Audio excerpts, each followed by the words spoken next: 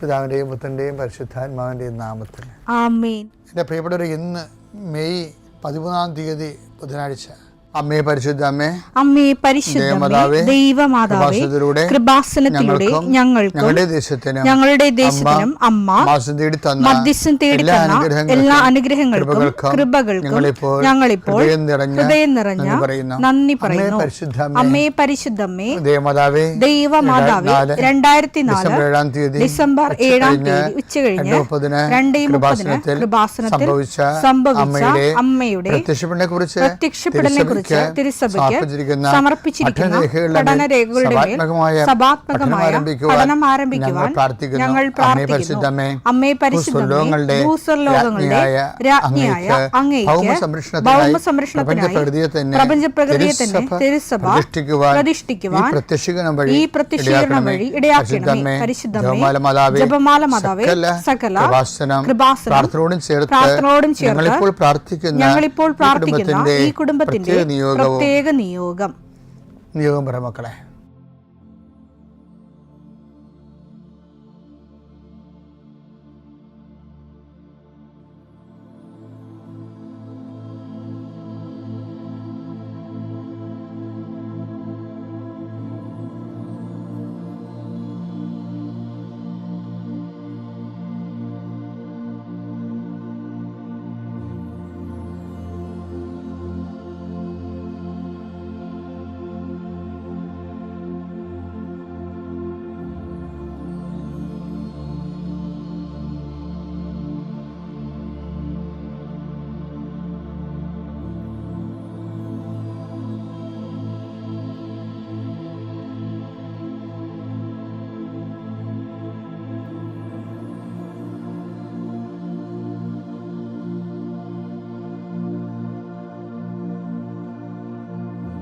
അമ്മയുടെ പ്രത്യക്ഷീകരണത്തിന്റെ ഈ അനുഗ്രഹവേളയിൽ ഞങ്ങൾക്ക് സാധിച്ചു തരുവാൻ കനിയണമേ. ആമേൻ. വിശ്വാസ പ്രമാണം. സർവശക്തനായ പിതാവും ആകാശത്തിന്റെയും ഭൂമിയുടെയും സൃഷ്ടാവുമായ ദൈവത്തിൽ ഞാൻ വിശ്വസിക്കുന്നു. അവിടുത്തെ ഏകപുത്രനും ഞങ്ങളുടെ കർത്താവുമായ ഈശോമിശിഹായിലും ഞാൻ വിശ്വസിക്കുന്നു. ഈ പുത്രൻ പരിശുദ്ധാത്മാവിനാൽ ഗർഭസ്ഥനായി കന്യകാമറിയത്തിൽ നിന്ന് പിറന്ന് പൊന്തിയോസ് പീലാത്തോസിന്റെ കാലത്ത് പീഡകൾ സഹിച്ച് കുരിശിൽ തറയ്ക്കപ്പെട്ട് മരിച്ച് അടക്കപ്പെട്ട് പാതാളങ്ങളിൽ ഇറങ്ങി മരിച്ചവരുടെ ഇടയിൽ നിന്ന് 3-ാം നാൾ ഉയർത്ത് സ്വർഗത്തിലേക്ക് എഴുന്നള്ളി സർവശക്തിയുള്ള പിതാവായ ദൈവത്തിന്റെ വലതുഭാഗത്തിരിക്കുന്നു. അവിടെ നിന്ന് ജീവിക്കുന്നവരെയും മരിച്ചവരെയും വിധിക്കുവാൻ വരുമെന്നും ഞാൻ വിശ്വസിക്കുന്നു. പരിശുദ്ധാത്മാവിലും ഞാൻ വിശ്വസിക്കുന്നു.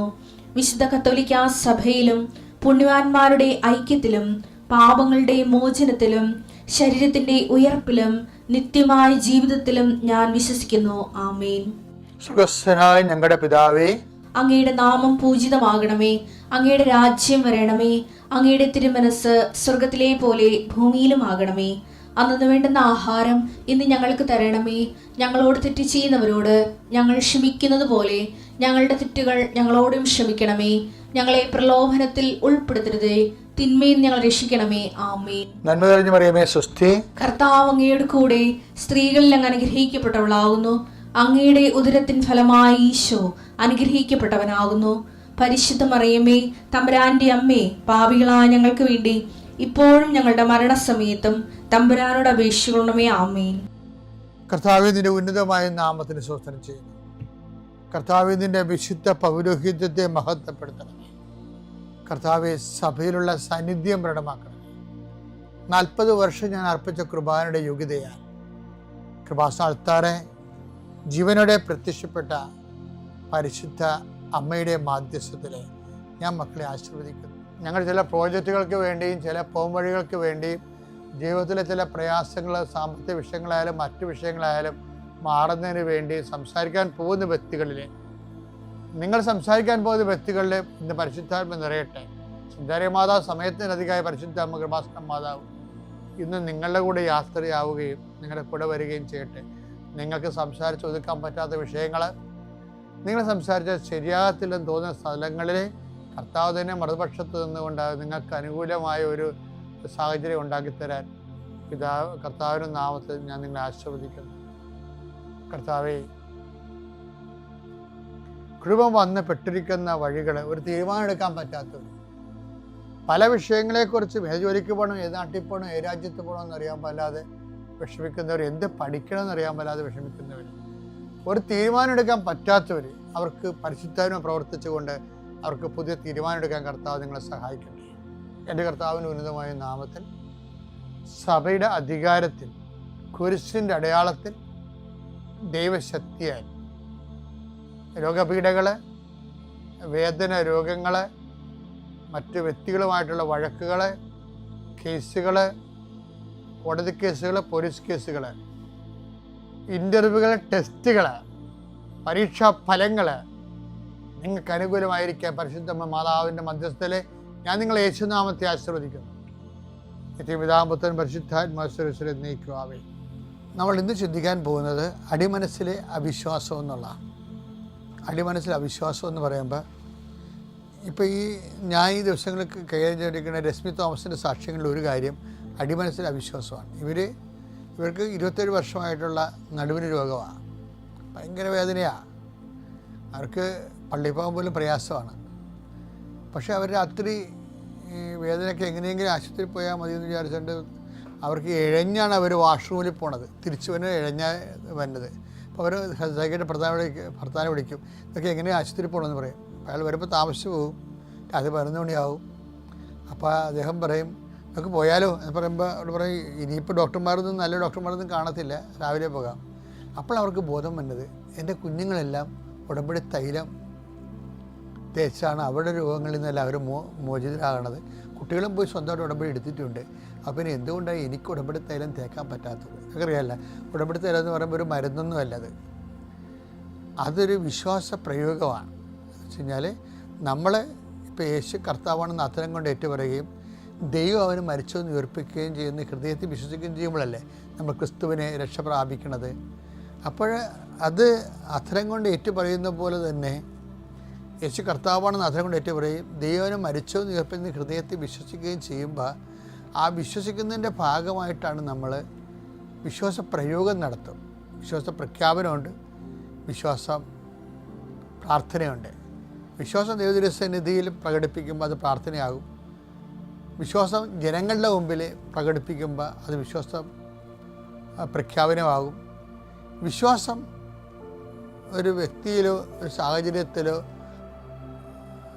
പ്രയോഗിക്കുമ്പോൾ അത് വിശ്വാസ പ്രയോഗമാകും.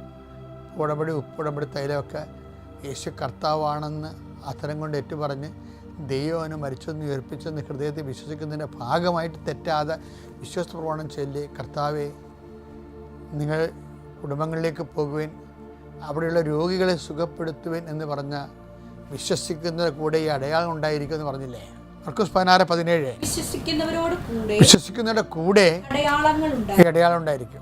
അവർ എൻ്റെ നാമത്തിൽ പിശാചുക്കളെ ബഹിഷ്കരിക്കും, പുതിയ ഭാഷകൾ സംസാരിക്കും, അവർ സർപ്പങ്ങളെ കയ്യിലെടുക്കും, മാരകമായ എന്ത് കുടിച്ചാലും അത് അവരെ ഉപദ്രവിക്കുകയില്ല, അവർ രോഗികൾ അതാണ് സംഭവം, അവർ രോഗികളുടെ മേൽ കൈവെക്കും, അവർ സുഖം പ്രാപിക്കും. വിശ്വസിക്കുന്നവർക്ക് കർത്താവ് നൽകുന്ന അടയാളത്തിൽ ഒന്നാണ് രോഗസൗഖ്യം.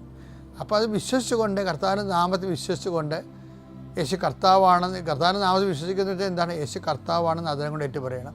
ദൈവനെ മരിച്ചെന്ന് ഉയർപ്പിച്ചെന്ന് ഹൃദയത്തിൽ വിശ്വസിക്കണം. എന്നിട്ട് അത് പ്രയോഗിക്കുമ്പോഴാണ് വിശ്വാസ പ്രയോഗം. അതിലാണ് ഈ ഉടമ്പടി തൈലമൊക്കെ തേക്കുമ്പോൾ. പക്ഷേ രശ്മി തോമസ് ഈ ഉടമ്പടി തൈലം എന്തുകൊണ്ട് ഞാനിങ്ങനെ ഉണ്ടെങ്കിലും ഞാനിങ്ങനെ ഉടമ്പടിയിൽ ജീവിക്കുന്നുണ്ടെങ്കിലും ഇതുവരെ ഉടമ്പടി തൈലം അവർ സ്വന്തമായിട്ട് ഉപയോഗിച്ചിട്ടില്ല. അപ്പോൾ അവർ വിശ്വാസപ്രമാണം വെച്ചാൽ സ്വന്തമായിട്ട് ഉപയോഗിച്ചു. ആ സെക്കൻഡ് അവർ സൗഖ്യപ്പെട്ടു. ആ സാക്ഷി നമുക്ക് കേൾക്കാം. അവർ നേഴ്സിംഗ് പ്രൊഫസറാണെന്ന് ഓർക്കണം, അല്ല സാധാരണ ലേഡിയല്ല, നേഴ്സുമാരെ പഠിപ്പിക്കുന്ന പ്രൊഫസറാണ്. പക്ഷെ അവരെ ചെയ്യുമ്പോൾ അവർക്ക് സൗഖ്യം വരുന്നതിൻ്റെ കാരണം ഈ മർക്കോസിൻ്റെ 16:17 അവർ രോഗിയുടെ മേൽ കൈവെക്കും, അവർ സുഖം പ്രാപിക്കും. അവരുടെ അത് കൈവെക്കണമല്ല പ്രശ്നം, വിശ്വസിക്കുന്നതിൻ്റെ കൂടെയാണ്. പക്ഷേ വിശ്വസിക്കുമ്പോൾ ഒരു പ്രശ്നമുള്ളത് നമ്മളെപ്പോഴും ശ്രദ്ധിക്കേണ്ടത്, നമുക്ക് വിശ്വാസമൊക്കെ ഉണ്ട്, പക്ഷേ നമ്മളുടെ വിശ്വാസത്തിൽ ദൈവം അവിശ്വാസം കണ്ടെത്തരുത്. അതൊരു വല്ലാത്ത പ്രശ്നമാണ്. പലരുടെയും വിശ്വാസം ദൈവം, ഇപ്പോൾ ഇവർ തന്നെ ഇത്രയും വലിയ നല്ല ലേഡിയായിട്ട് പോലും അവരൊരു അവിശ്വാസം ഇല്ലായിരുന്ന, അവരുടെ മക്കളൊക്കെ എല്ലാം രോഗപ്പെടുത്തലും ദേശം സുഖപ്പെടുമ്പോൾ ഇവരെന്തുകൊണ്ടാണ് ചെയ്യാത്തത്? അവർക്ക് ഏറെ അവിശ്വാസം ഉണ്ടാകും അതിനുള്ളിൽ. അതിന് ചിലർക്കാണ് ഈ അഭിഷേകം ഉള്ളത്. വിശ്വാസ പ്രയോഗത്തിൻ്റെ അഭിഷേകം ഉള്ളവർക്കാണ് അത് ചെയ്യാൻ എളുപ്പം. വിശ്വാസ പ്രയോഗത്തിൻ്റെ അഭിഷേകം ഉണ്ടാകണം. ദൈവം അവരുടെ പ്രയോഗങ്ങളെ അംഗീകരിക്കണം. അത് നമ്മുടെ വിശ്വാസത്തിൽ ദൈവം അവിശ്വാസം കണ്ടെത്തരുത്. അതുകൊണ്ടാണ് ഈശോ ചോദിക്കുന്നത്, എങ്കിലും മനുഷ്യപുത്രൻ വരുമ്പോൾ വിശ്വാസം കണ്ടെത്തുന്നില്ലേ? ലുക്കാ 18:8.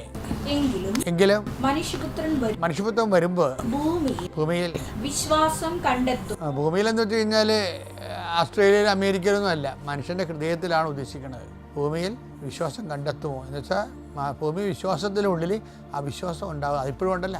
നമ്മളെപ്പോഴും ശ്രദ്ധിക്കേണ്ടത് നമ്മുടെ വിശ്വാസത്തിൽ അവിശ്വാസം ഉണ്ടോ എന്ന് നോക്കണം. അത് നിരന്തര ശ്രദ്ധ നമുക്ക് ഉണ്ടാകണം. പിതാവിൻ്റെയും പുത്രൻ്റെയും പരിശുദ്ധാത്മാവിൻ്റെയും നാമത്തിൽ.